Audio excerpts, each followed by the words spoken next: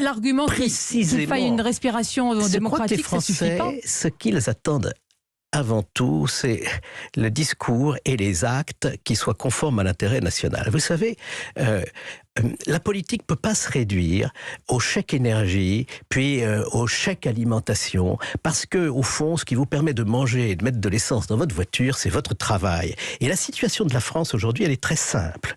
Jamais le déficit commercial n'a été plus important. Qu'est-ce que ça veut dire, pour traduire clairement?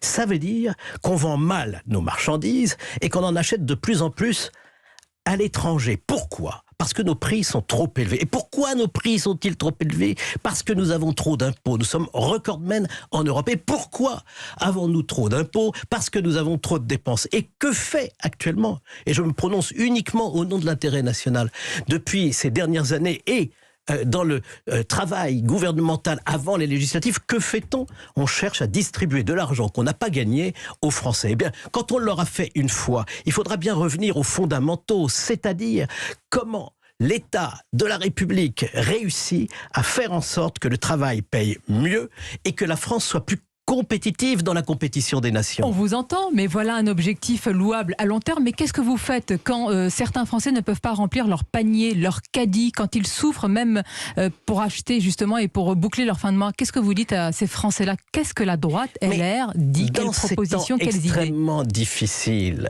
Il ne faut pas rouler les gens dans la farine.